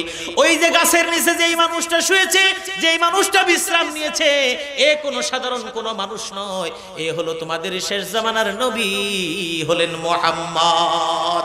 আল্লাহু আকবার। ইহুদিরা পর্যন্ত জানেন। এবার আরেকটা কথা বলি, আল্লাহর নবী মক্কা মুকাররমায় যখন দাওয়াত দিচ্ছেন, যেই আল আমিন দাওয়াত দিচ্ছেন, ওই আল আমিন মুহূর্তের মধ্যেই খারাপ হয়ে গেলেন। আমি আরেকটু বলে নেই, এই কথা যখন মাইসারাকে বলা হলো, ওই মাইসারা এই কথা শোনার পরে এবং বলে দিলেন, নাস্তুরা, যতক্ষণ তুমি তার সঙ্গে থাকবে, তুমি তার সঙ্গ কখনোই ত্যাগ করবে না, কারণ তুমি তার সঙ্গ যত দিবে ততই তোমার লাভ হবে। এবার ব্যবসা করে যখন এই মক্কার দিকে ফিরছিলেন, ঐতিহাসিকগণ লিখেছেন, মাইসারা খেয়াল করেছেন প্রচন্ড খরতাপের মধ্যে আল্লাহর নবী মুহাম্মদ হাঁটছেন, কিন্তু তার মাথায় কোনো রৌদ্র পড়ে না, তার মাথার মধ্যে কারা যেন একটা ছায়া ধরে রেখেছে। এই দৃশ্যগুলো বাইতুল্লাহ মক্কা মুকাররমা পর্যন্ত যখন এসেছে, ইতিহাস সিরাত ইবনে হিশামের মধ্যেও লেখা হয়েছে, সুলাইমান নবীর সিরাতুন নবীর মধ্যে উল্লেখ করা হয়েছে। আল্লাহর নবী আসছেন একটু উঁচু জায়গা থেকে, ঘরটা একটু উঁচু, খাদিজাতুল কুবরা রাদিয়াল্লাহু তাআলা আনহা সেখান থেকে দেখছেন ওই আল আমিন যাকে ব্যবসার জন্য পাঠানো হয়েছে, তার মাথায় কারা যেন ছায়া দিয়ে আনতেছে। এই দৃশ্যগুলো যখন খাদিজাতুল কুবরা রাদিয়াল্লাহু তাআলা আনহা দেখেছেন, দেখার পরেই তিনি বুঝে গেছেন এ কোনো সাধারণ মানুষ নয়, আল্লাহর নবী ব্যবসা থেকে ফিরে এসেছেন। তারপরে খাদিজার পক্ষ থেকেই সর্বপ্রথম বিবাহের প্রস্তাব দেওয়া হয়। আল্লাহু আকবার। আমার ভাইয়ের, আমি ওই ইতিহাসে যাচ্ছি না, আমি বলতে চাচ্ছি, মুসলমান আল্লাহর নবীর হাদিস নিয়ে গবেষণা যত না করে, ইহুদি খ্রিস্টানরা সেটা নিয়ে বেশি গবেষণা করে। উদ্দেশ্য ভালোর জন্য করে না, বরং এই জন্য গবেষণা করে মুসলমান যেইভাবে উত্থান হবে, উত্থানের রাস্তাগুলো বন্ধ করে দেওয়া হয়। কারণ ইহুদি খ্রিস্টানরা জানে, এই মুসলমান যদি সত্যিকার হাদিসের শিক্ষা নেয়, এই মুসলমান যদি সত্যিকার কোরআনের শিক্ষা নেয়, এই মুসলমানকে দমানোর কোনো রাস্তা আমাদের কাছে নাই। কারণ মুসলমান সামনের দিকে যাবে, ওদের তো হারাবার কিছুই নেই। মুসলমান সামনের দিকে যাবে, যদি মারা যায় ওপারে জান্নাত, বেঁচে থাকলে এই মুসলমান হবে গাজী। কথা বলেন ঠিক কিনা? হযরতে তারিক বিন জিয়াদ আর একেবারে ভারতবর্ষের অল্প বয়সীর একজন সেনাপতি মুহাম্মদ বিন কাসিম। তারিক বিন জিয়াদ স্পেন বিজয়ের জন্য যখন রওনা হলেন, ওই স্পেন প্রান্তরে সমুদ্র তীরবর্তী জায়গায় যখন সৈন্য এবং তার সঙ্গীদেরকে নিয়ে সাথে করে নিয়ে গেলেন, ওখানে নেওয়ার পরে তীরে ওঠার পরে তিনি একটা ভাষণ দিলেন, একটা পাহাড়ের চূড়ায় উঠে ওই ভাষণ দিয়ে জালাময়ী ভাষণ দিলেন। আর সেখানে তিনি প্রথম সিদ্ধান্ত নিলেন, সমুদ্র জাহাজ এবং তৎকালীন সময়ের যে নৌকাগুলো ছিল, যেই জাহাজগুলো ছিল, সেগুলো জ্বালিয়ে ফেলার জন্য বললেন। সঙ্গীরা হতবাক হয়ে গেল। সঙ্গীরা মনে করলে, কেমন সেনাপতি, কেমন সিদ্ধান্ত নিতে যাচ্ছে, এই জাহাজগুলো দিয়ে আমরা এসেছি, আবার সমুদ্র পাড়ি দিয়ে ওপারে চলে যাব, যদি জিততে না পারি প্রাণ নিয়ে পালিয়ে যাব, আবার কেন এই জাহাজগুলো আগুনে জ্বালিয়ে দিতে বলে। এই কথা বলার পরে তারিক বিন জিয়াদ অনেক জ্বালামে একটা বক্তৃতা দিলেন। দিলেন লম্বা বক্তৃতা, সেখানে মূল কথা একটা শেষে বললেন, মুসলমানরা শুনে নাও, ও মুসলমানরা শুনে নাও, মুসলমান শুধু সামনে বাড়তে পারে, পিছনে যেতে পারে না। আমরা এখানে তারিক বিন জিয়াদের নেতৃত্বে তোমরা এসেছো স্পেনে, স্পেন বিজয় করার জন্য এসেছো, ওই নৌকাগুলো জ্বালিয়ে দিতে হবে, এই জন্য আমাদের পিছনে ফেরার কোনো সুযোগ নাই, নৌকা থাকবে না, বুঝে যাবে তোমাদের পড়লে নদীর মধ্যে পড়ে যেতে হবে, মুসলমান সামনে যাবে, যেতেই থাকবে, বিজয় একদিন হবে, যদি বিজয় না হয় শহীদ হয়ে যাবা, কারণ মুসলমান শহীদ হতে পারে, মুসলমান গাজী হতে পারে, এই দুইটার মাঝখানে মুসলমানের জন্য কোনো আর তৃতীয় কোনো রাস্তা নাই। আমার ভাইরা, এই বীর শহীদদের সেই ভাষণের কারণে উজ্জীবিত হয়ে তারেক বিন জিয়াদের নেতৃত্বে স্পেন বিজয় হয়েছে। এই ঘটনা মুসলমানরা যত না জানে, ইহুদিরা তার চাইতে বেশি জানে। এবার ওই দেশের কথা বাদ দিই, এই বাংলাদেশের কথা বলি। এই বাংলাদেশে আজকে এই তাফসীর মাহফিল হচ্ছে, হাজার হাজার মানুষ। আজকে আমরা আলেমদেরকে গালি দেই, মুসলমানদেরকে বিভিন্ন ভাবে টিটকারি করি, মুসলমান হওয়ার পরেও যারা নামাজে যায় তাদেরকে আমরা টিটকারি করি, যারা একটু নবীর সুন্নত অনুসরণ করে তাদেরকেও মাঝে মাঝে আমরা টিটকারি করি। মুসলমানের সন্তান কিন্তু যেই সন্তানটা নামাজ পড়ে, যেই সন্তানটা টাকনুর উপরে তার প্যান্টটা পরে, আমাদের সমাজের অনেকেই তখন টিটকারি বলে, তুমি কি কোনো জঙ্গির সাথে জড়িত নাকি? কথা বলেন ঠিক কিনা, জোরে বলেন ঠিক কিনা। এবং শুধু তাই নয়, এই বাংলাদেশ মুসলমানের দেশ, অথচ আমাদের বহু পরিবার আছে ক্লাস 9, 10 ইন্টারমিডিয়েটে পড়ে এমন ছেলে, সেই ছেলেটা যদি 5 ওয়াক্ত নামাজ মসজিদে গিয়ে পড়া শুরু করে দেয়, প্যান্টটা নিচ দিয়ে কেটে যদি টাকনুর উপরে উঠিয়ে এইভাবে যদি প্যান্টটা পরে, ছোট ছোট দাড়িটা সে রাখা শুরু করে দিয়েছে, নির্ঘাত এদেশের মানুষ, এক শ্রেণীর মানুষ তার মা বাবাকে বলে, তোমার ছেলের দিকে একটু খেয়াল রেখো, ও কোন সংগঠনের সাথে জড়িত হয়ে গেল কিনা। নামাজ পড়লে তারা ভয় পায়, অথচ গাঁজা খেলে তার ব্যাপারে কোনো কথা বলে না। আজকের বাংলাদেশের বিভিন্ন প্রশাসনের ভাইরা, বাংলাদেশে কোন নামাজি ছেলে, যেই ছেলেটা কলেজে পড়ে, ইউনিভার্সিটিতে পড়ে, যেই ছেলেটা স্কুলে পড়ে, বিশেষ করে আমি হলফ করে বলতে পারি, বাংলাদেশের ইউনিভার্সিটিগুলোতে যেই ছেলেগুলো প্যান্টের টাকনুর উপরে প্যান্ট পরে 5 ওয়াক্ত নামাজ পড়ে, এমন কোন ছেলে কোন মেয়েকে ইফটিজিং করেছে এমন কোন ইতিহাস বাংলাদেশে নাই। কলেজে স্কুলে গিয়ে দেখো, যেই ছেলেটা ভদ্র, ওই ছেলেটার রেজাল্ট অনেক ভালো, মেয়েরা তার কাছ থেকে নোট নেয়, মেয়েরা তার সাথে কথা বললে নিরাপত্তা বোধ করে, মনে করে এই ছেলেটার দ্বারা অন্তত পক্ষে আমার কোনো ক্ষতি হবে না। দুর্ভাগ্য, বাংলাদেশ মুসলিম অধ্যুষিত দেশ হওয়া সত্ত্বেও এক শ্রেণীর তথাকথিত নামধারী মুসলমান মানুষের মধ্যে নামাজটা, সুন্নতের অনুসরণ, ইসলামী লেবাসের অনুসরণ, এটাকে আতঙ্কের নামে এখন প্রচার করছে। কথা বলেন ঠিক কিনা। ঘরের মধ্যে কোরআনের তরজমা থাকলে, তাফসীর থাকলে, বড় বড় মনীষীদের লেখা বই, উলামায়ে কেরামের লেখা বই, নামাজ সম্পর্কে, মাসআলা সম্পর্কে, ইসলামের মৌলিক স্তম্ভ সম্পর্কে লিখিত বইগুলো থাকলে প্রশাসনের মাধ্যমে সেগুলোকে জিহাদি বই বলে চালিয়ে দেওয়া হয়, জঙ্গি বই বলে চালিয়ে দেওয়া হয়। কথা বলেন ঠিক কিনা।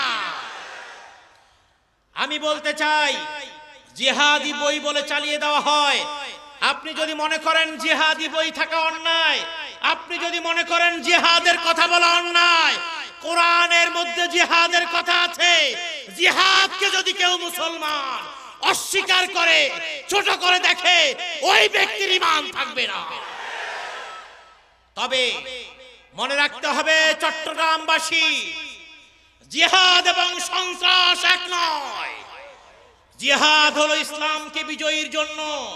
ইসলাম কখনো প্রথমে আঘাত করা শিখায়নি, ইসলাম প্রতিরোধ করা শিখিয়েছে।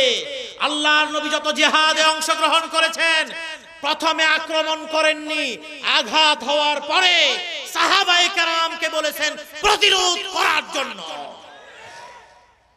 আজকের মুসলমান যাতে করে প্রতিরোধ করার ক্ষমতা হারায়। এই জন্য মুসলমানের ঈমানটাকে ধ্বংস করার জন্য, আতঙ্ক সৃষ্টি করার জন্য বিশেষ করে বাংলাদেশের মিডিয়াগুলো কাজ করছে। যতগুলো টেলিভিশন মিডিয়া আছে, এই স্যাটেলাইটের মাধ্যমে আমি সারা দেশের মুসলমানদেরকে জানাতে চাই, বিশেষ করে বাংলা ভাষাভাষী মুসলমানদেরকে জানাতে চাই, তোমরা যে যেখানে আছো মনে রেখো, ইসলাম সম্পর্কে জঙ্গিবাদের সাথে, সন্ত্রাসের সাথে জিহাদকে যে মিলিয়ে ফেলা হচ্ছে, জিহাদ এবং সন্ত্রাস কখনোই এক নয়। জঙ্গিবাদ এবং জিহাদ এক নয়। জিহাদ একটা ইবাদত। জিহাদ হলো ইসলামকে বিজয়ী করার একটা আন্দোলন। জিহাদ হলো কোরআনকে প্রতিষ্ঠা করার আন্দোলন। জিহাদ হচ্ছে ইসলামী সমাজ ব্যবস্থার আন্দোলন। জিহাদ হচ্ছে সমাজের মানুষকে ইসলামমুখী করার আন্দোলন। এখানে কোনো দল নেই। যারা যেই রাজনীতির দলের লোক না হন না কেন, তার জন্য ইসলাম দরকার আছে না নাই? আপনি যেই দলের রাজনীতি করেন না কেন, আপনার জানাজা দরকার আছে না নাই? আপনি যদি মুসলমানের সন্তান হন, তাহলে জানাজা হবে, আপনার মাগফিরাতের জন্য দোয়ার দরকার আছে না নাই? যদি সেটা হয়েই থাকে, তাহলে এটা যদি আপনি বিশ্বাস করেন, তাহলে ইসলাম প্রতিষ্ঠার জন্য প্রয়োজন হলে, এমনি এমনি না, প্রয়োজন হলে এমন কোন পরিস্থিতি যদি এসে যায়, ভৌগোলিক সীমারেখার উপরে বহির্শত্রুর আক্রমণ হচ্ছে, আমার ভৌগোলিক সীমারেখা মানচিত্র থেকে মুছে দিতে চায়, আমার দেশ থেকে ইসলামকে চিরতরে একেবারে নিভিয়ে দিতে চায়, এমন যদি কোনো ভয়াবহ পরিস্থিতি, আল্লাহ না করুন, আল্লাহ না করুন, আল্লাহ না করুন, এমন কোন পরিস্থিতি যদি কখনো এসে যায়, তখন মুসলমানের প্রথম দায়িত্ব হলো প্রথম প্রতিরোধ করা, এবং সীমান্তবর্তী যারা থাকবে তারা সেই প্রথম প্রতিরোধে অংশগ্রহণ করবেন। এখানে উলামায়ে কেরাম আছেন, তারা অনেকেই শরহে বেকায়া কিতাব পড়ান, সেখানের মধ্যে ইবারতের মধ্যে এইভাবে স্পষ্ট করে লেখা আছে। এরপরে যখন সীমান্তবর্তী মুসলমানেরা যখন উপলব্ধি করবে যে আমরা যে প্রতিরোধ করে যাচ্ছি, এই প্রতিরোধ আমরা কুলোতে পারছি না, তখন অবস্থা এমন হবে, তখন দেশের আপামর জনসাধারণ, নারী এবং শিশু বাদ দিয়ে অন্য মুসলমানরা জিহাদে ঝাঁপিয়ে পড়বে। কথা বলেন ঠিক কিনা? আর আমরা একজন মানুষকে কোথা থেকে ধরে আনলাম, তার কোনো স্টেটমেন্ট আমরা পাই না, তার কোনো বক্তব্য আমরা পাই না, শুধুমাত্র তাকে চাপিয়ে দেওয়া হলো। এমনও দেখেছি রিয়াদুস সালেহিন, এটা হলো হাদিসের কিতাব, যেটা কওমি মাদারিসের মধ্যে জালালাইন জামাতে পড়ানো হয়। এই রিয়াদুস সালেহিন একটা হাদিসের কিতাব সামনে রেখে সেখানে বলা হচ্ছে তাদের কাছে কিছু জঙ্গি বই পাওয়া গেছে। আমরা বলতে চাই, হাদিসের কিতাব কখনো জঙ্গি হতে পারে না।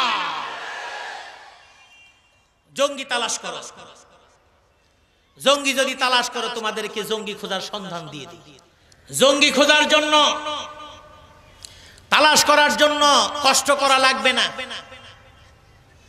ইউনিভার্সিটিগুলোতে হলের মধ্যে তল্লাশি চালাও, সিগন্যাল দেওয়া ছাড়া। আগে কোনো ইনফরমেশন দিবা না, দেখবা ইউনিভার্সিটির এক একটা হল অস্ত্রের গুডাউন হয়ে গেছে। উচ্চ শিক্ষা মানুষের দরকার আছে, তবে আমরা সেই শিক্ষার প্রয়োজন আছে সেটা স্বীকার করেই বলছি।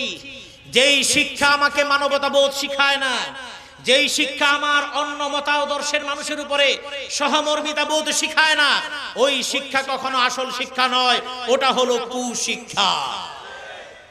ইউনিভার্সিটিগুলোতে যাও, সেখানে দেখো এক পক্ষ আরেক পক্ষকে কিভাবে রামদা দিয়ে দৌড়ায়।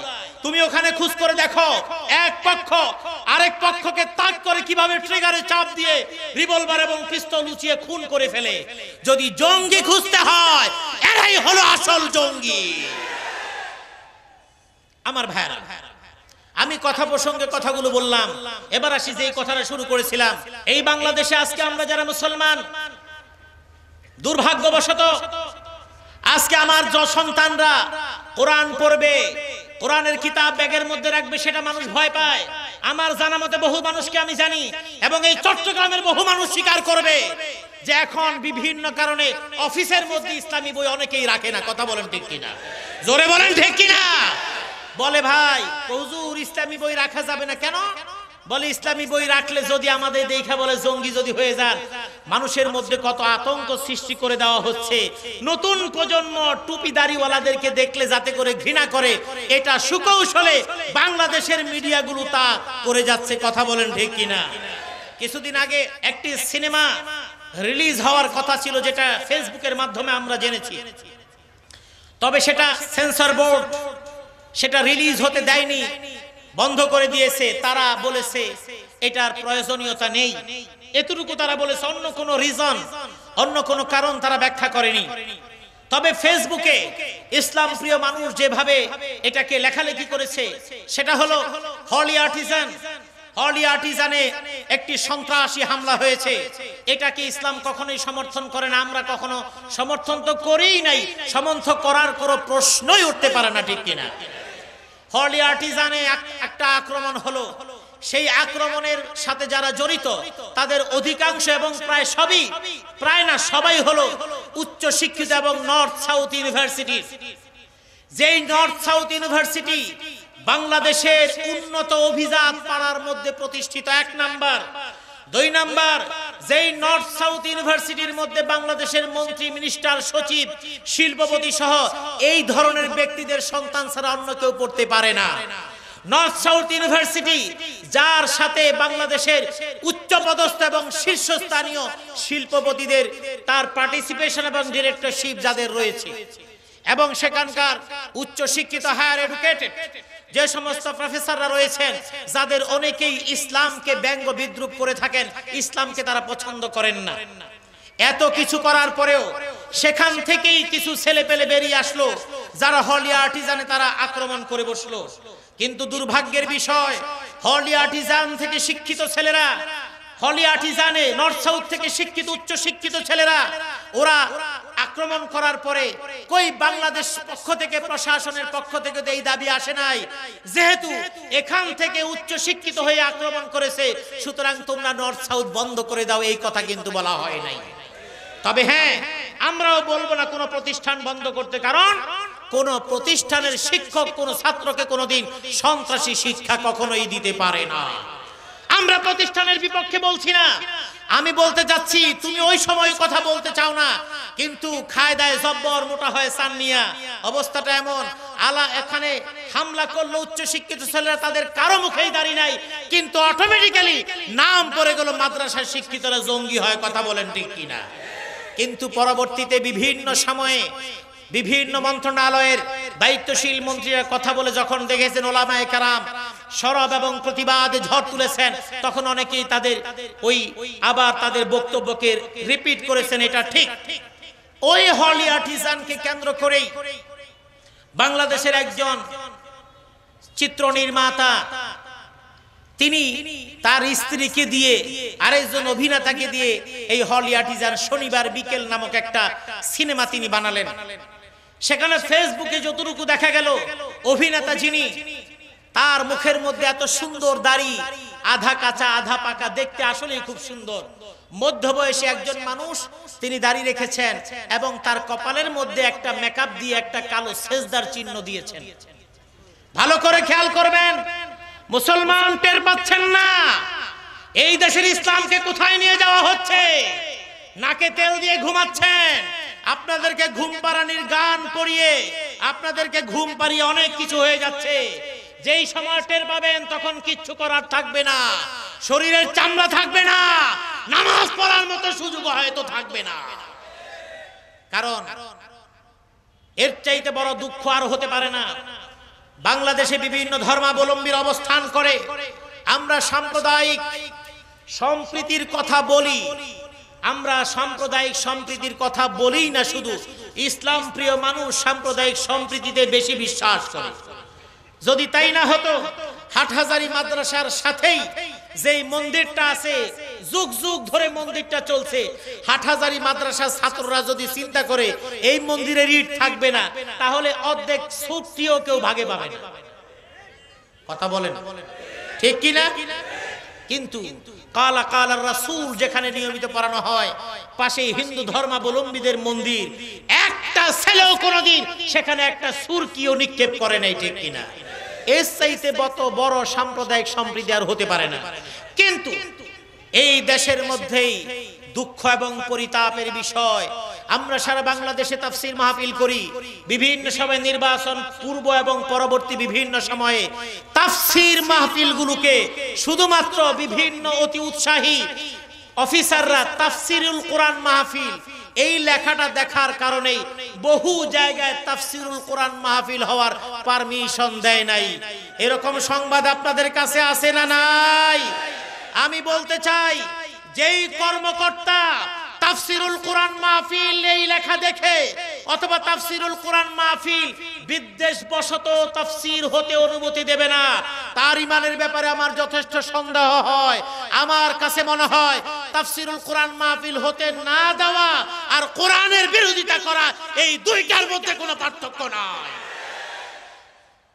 আজকে আমরা বাংলাদেশে দেখি, বিশেষ করে ঢাকা শহরে, আপনারা চট্টগ্রামে তো অবশ্যই দেখেন, যখন রথযাত্রা হয় সারা রাস্তা ব্লক হয়ে যায়, আমরা কিন্তু চলতে পারি না।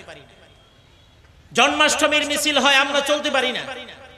যখন ঠাকুর ডুবানোর জন্য সবাই যায়, তখন কিন্তু ড্যাক সেটের এমন আওয়াজে ওই সময় কিন্তু আশেপাশের মসজিদগুলোর নামাজ কিন্তু ঠিক মতো পড়তে পারে না। কিন্তু মুসলমান কিন্তু কখনোই তার বিরুদ্ধে কিন্তু কত বড় কথা বলে নাই। দুর্ভাগ্য, সুকৌশলে মুসলমান বিভিন্ন অফিসাররাই সুকৌশলে এই সমস্ত বিষয়গুলোকে বাদ দিচ্ছে। আরো একটা ভয়ের বিষয় হলো, বাংলাদেশে অনেক গার্লস স্কুলগুলো আছে। এই গার্লস স্কুল এবং হাই স্কুল এবং কলেজ, এই সমস্ত স্কুল এবং কলেজে অনেক মেয়েরা বোরকা পরে যেতে চায়। বহু হাই স্কুলের হেডমাস্টার আছেন মুসলমানের বাচ্চা পরিচয় দেয়, অথচ মেয়েরা বোরকা পরে গেলে, স্কুলে গেলে তাদেরকে বোরকা খুলে আসতে বলে। এমন আছে না নাই? যারা বোরকার বিরুদ্ধে কথা বলবে তারা বুঝতে হবে সরাসরি কোরআনের নির্দেশের বিরুদ্ধতা করছো, আর কোরআনের বিরোধিতা যারা করে তারা মুসলমান নয়, মুসলমান নয়।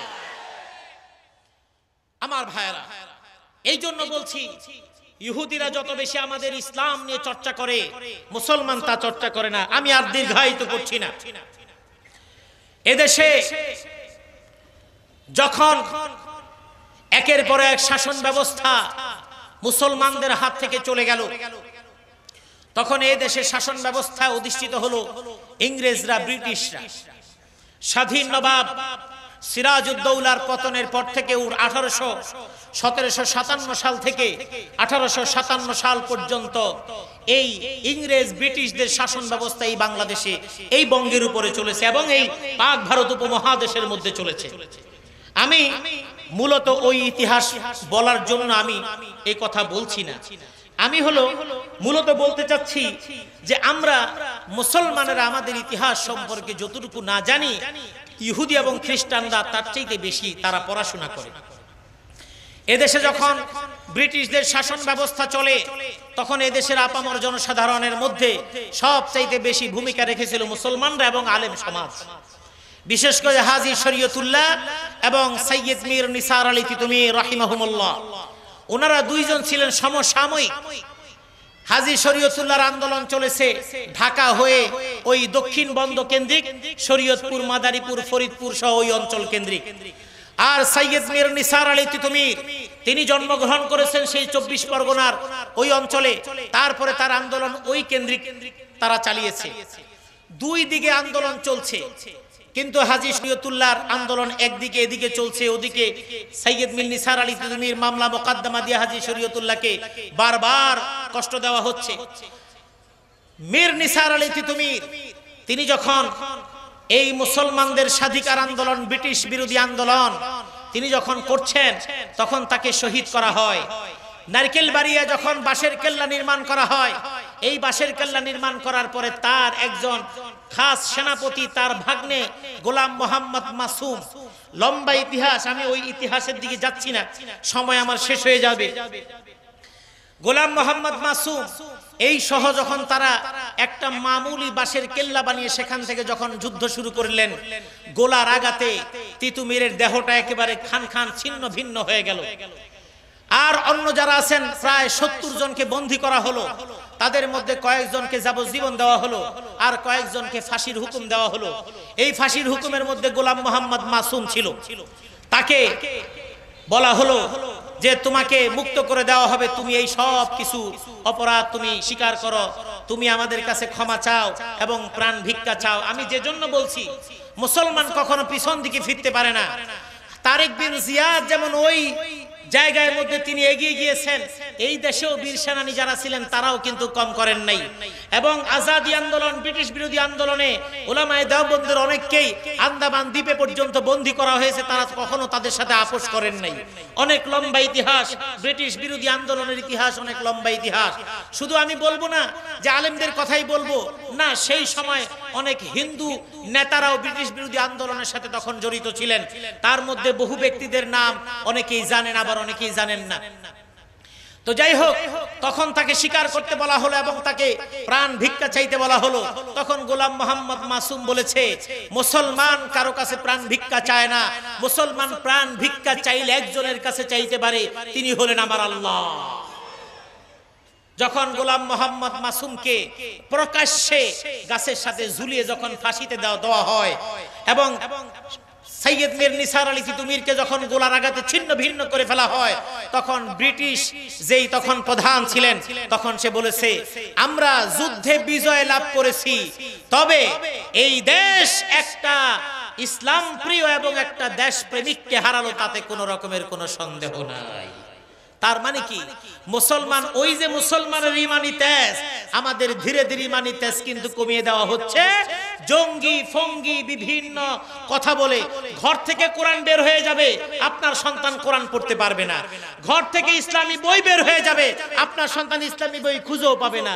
অটোমেটিক্যালি একটা প্রজন্ম ইসলাম বিমুখ প্রজন্ম হয়ে জন্ম নেবে। পরবর্তীতে তাদের এই দেশটাকে তছনছ করার জন্য আর যুদ্ধ করা লাগবে না। এবার আসি, ইহুদিরা কেন জানে?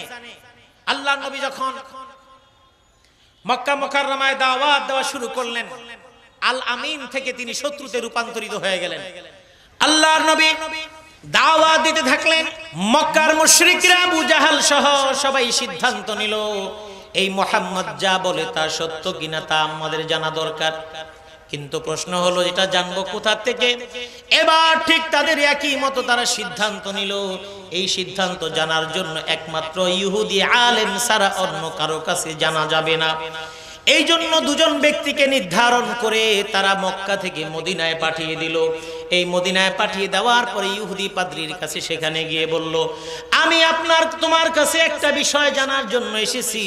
ওই বিষয়টা হলো, আমাদের দেশে এমন একজন ব্যক্তি, মুহাম্মদ তার নাম, আব্দুল্লাহ তার বাবার নাম, দাদার নাম হলো আব্দুল মুত্তালিব, এমন এমন প্রেক্ষিতে জন্মগ্রহণ করেছে, এমন এমন তার আচরণ, এমন এমন তার কথা। যাও, যদি আমি তোমাদেরকে 3টা প্রশ্ন বলে দেই, এই 3টা প্রশ্নের উত্তর যদি সে দিতে পারে তাহলে তোমরা বুঝবে সেই সত্যিকারের নবী, আর যদি প্রশ্নের উত্তর দিতে না পারে তাহলে বুঝবে তোমরা সে নবী না, কারণ মনে করবে সে মিথ্যু, তাতে কোনো সন্দেহ নাই।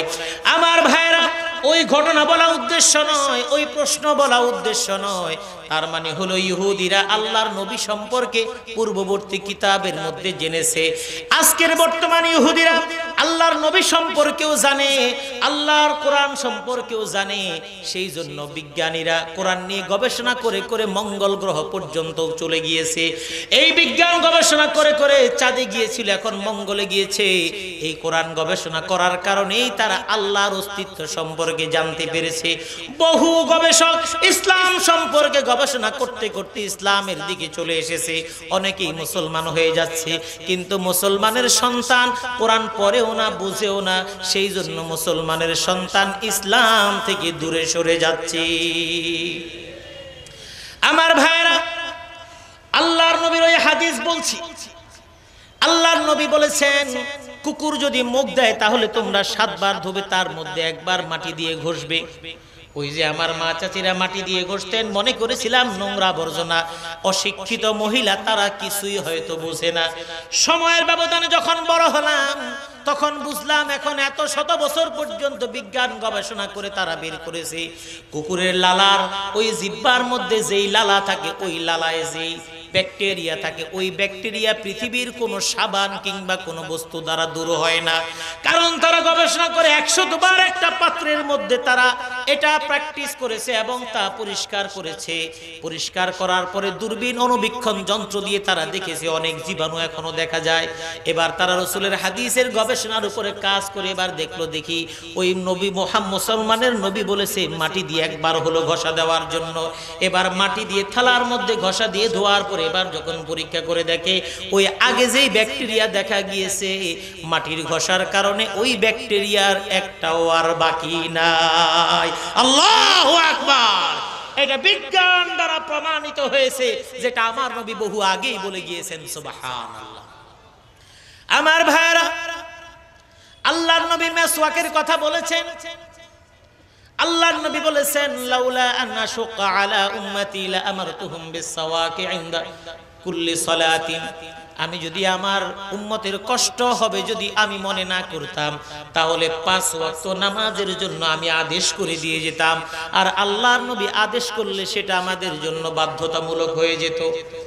এই যে মেসওয়াক 2 বার করেন, 1 বার করেন, আল্লাহর নবী রাতের বেলা শোয়ার ব্যাপারে টাইম বলে দিয়েছেন। এই মেসওয়াক করার কারণে এখনো ডেন্টিস্টদের কাছে আপনি যান, আমরা ব্রাশ করি, এটা আমাদের প্রয়োজনের কারণে করি।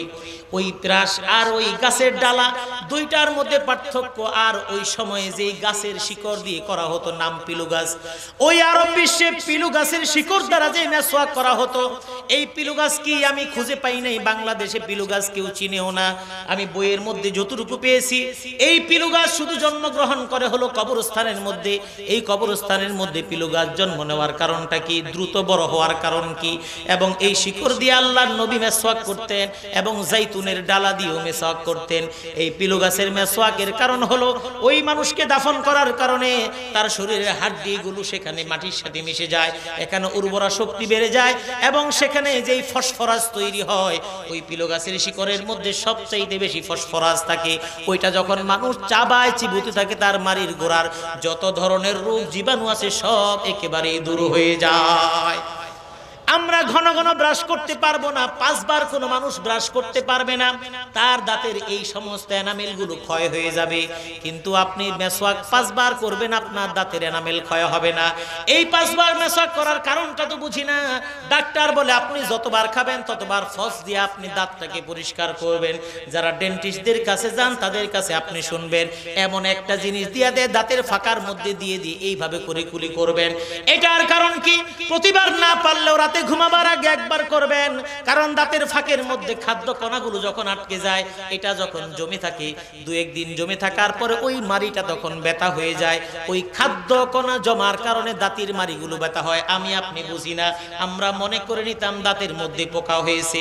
ওই ডাক্তার বলে এটা কিছু করা লাগবে না, আপনি এই ফস দিয়ে দাঁতের ময়লাগুলো বের করে কুলি করে খেলেন। কারণ ওই দাঁতের পাশে যখন ওই খাদ্য কণিকাগুলো জমে জমে পচে যাবে, ওই পচে যাওয়ার কারণে ওটা একটা বিষ তৈরি হয়। ভাতটা যখন আপনি রেখে দিবেন, এই ভাতটা যখন পান্তা ভাত হয়ে যায়, ওই পান্তা ভাত খাওয়ার কারণে আগের দিনের ওই মানুষরা কৃষি কাজ করত, সকালবেলা বল ভরে পান্তা ভাত কাঁচামরিচ দিয়ে পেঁয়াজ দিয়ে খেয়ে যখন ক্ষেতের মধ্যে চলে যেত, তার শরীরের মধ্যে শক্তি ছিল। এখন বিজ্ঞান গবেষণা করে দেখেছে গরম ভাতের মধ্যে যেই পরিমাণ ক্যালোরি আছে, পান্তা ভাতের মধ্যে ক্যালোরির পরিমাণ অনেক বেশি।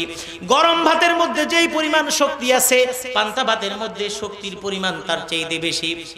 এই কারণে আগের মানুষ পান্তা ভাত খেয়েছে, কাজও বেশি করেছে। আর বর্তমানে 2 নাম্বার হলো গরম ভাতে পানি দিয়ে পান্তা ভাত খায়। কথা কয় না, বর্তমানে গরম ভাতে পানি দিয়ে পান্তা ভাত খায়। কথা বলেন ঠিক কিনা? আমি আসলে ওটার বিষয়ে কথা বলা উদ্দেশ্য নয়, এইভাবে প্রমাণিত হয়েছে।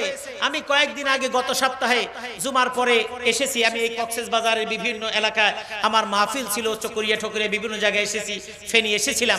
তা আমি কয়েকদিন এখানে থাকার কারণে সবকিছু এলোমেলো, আমার এই মাড়িটাও খুব ব্যথা করছে। তা আমি যেহেতু ডাক্তারের পরামর্শ দিয়েছে, আমি তখন বুঝছি নিশ্চয়ই এর মধ্যে পরিষ্কার হয় না। আমি ঠিকই বেশি কিছু না, কোনো ঔষধও খাই নাই, কিছু করি নাই। আমি তার ওই পরামর্শ মতো আমি দাঁতটাকে সুন্দর করে পরিষ্কার করলাম, ওইভাবে দিয়ে পরিষ্কার করলাম। এরপরে ডাক্তারকে ফোন করলাম, বলে যে কিছু করার একটু গরম পানি একটু লবণ দিয়ে কয়েকবার কুলকুচো করেন। কুলকুচো করলাম, পরে আমার দাঁতের ব্যথা, আমার ডাক্তারের কাছে যাওয়া লাগে নাই। মেসওয়াক যখন মান্দা করে ওই 5 বার করছে, তার মধ্যে খাবার দাবারও আছে। এই খাবার দাবার করে যখন মেসওয়াক করছে, তার দাঁতের মধ্যে আর কোনো রোগ জীবাণু হওয়ার সম্ভাবনা থাকে না। জোরে বলেন সুবহানাল্লাহ। এই জন্য ভাইরা, আল্লাহর নবীর হাদিস এবং কোরআন সম্পর্কে মুসলমান যতখানি গবেষণা না করে, ইহুদি খ্রিস্টানরা গবেষণা করে তার চাইতে এই কোরআনের সুবিধা ভোগ করছে। আমি বলছি, এই কোরআনকে আল্লাহ বলেছেন সন্দেহাতীত কিতাব। প্রত্যেক নবীকে আল্লাহ মুজিজা দিয়ে থাকেন। যেই যুগে যেই জিনিসের প্রভাব, ওই যুগে ওই মুজিজা দেন। মুসা আলাইহিস সালাতু ওয়াস সালামের যুগে জাদুকরের প্রভাব ছিল। আল্লাহ পাক রব্বুল আলামিন মুসা আলাইহিস সালামকে লাঠি দিলেন, ওই লাঠি আরেকটা সবচাইতে বড় জাদু, ঠিক কিনা? জাদুকরের সাপ, মুসা আলাইহিস সালামের লাঠি কাম ফিনিশ। বাস, এগুলি ঘটনা আপনারা শুনেছেন। শেষ নবী মুহাম্মদুর রাসূলুল্লাহ সাল্লাল্লাহু আলাইহি ওয়াসাল্লাম আসলেন। আসার পরে এখন তারে কি দিবেন? এই যুগে যদি আল্লাহর নবীকে এই মুজিজা দিতেন, যেই মুজিজা দিলে লাঠি সাপ হয়ে যাবে, সাপ খেয়ে ফেলবে, জাদু খেয়ে এই কর্ম সেই কর্ম কিছু হবে, বিজ্ঞানীরা বলবে আরে ইসলাম একেবারে আনস্মার্ট একটা ধর্ম। এই জন্য আল্লাহ রসুলকে আল্লাহ পাক রব্বুল আলামিন কোরআন দিলেন। এই কোরআন দেওয়ার মাধ্যমে আল্লাহ পাক রব্বুল আলামিন সবচেয়ে বড় মুজিজা দিলেন। আল্লাহ রসুলকে মেরাজে নিয়ে গেলেন। মেরাজে নেওয়ার মানেটা হলো, এই যুগ বিজ্ঞানের যুগ, এটা আমরা যদিও না জানি, আমার আল্লাহ ঠিকই জানেন।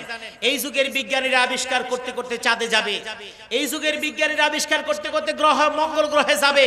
তখন এই দেশের বিজ্ঞানীরা, বিশ্বের বিজ্ঞানীরা বলবে আরে আমরা যাবো, এটাই ঠিক।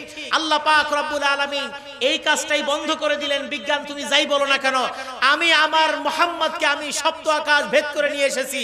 তুমি মাত্র মঙ্গল গ্রহে এসেছো, চাঁদে এসেছো, এখনো প্রথম আকাশেও আসতে পারো নাই। আল্লাহ রাব্বুল আলামিন এই জন্য কোরআন দিলেন। বিজ্ঞান শত সিদ্ধান্ত দেবে, ভুল প্রমাণিত হওয়ার সিদ্ধান্ত দিতে পারে, ভুল প্রমাণিত হতে পারে, কিন্তু আমার আল্লাহর দেওয়া কোরআন সেটা কখনোই ভুল হওয়ার কোনো সম্ভাবনা নাই। আল্লাহ পাক আমাদেরকে কোরআন বুঝার তৌফিক দান করুন, আমিন। ওয়া আখিরু দাওয়ানা আলহামদুলিল্লাহি রাব্বিল আলামিন। আসসালামু আলাইকুম ওয়া রাহমাতুল্লাহ।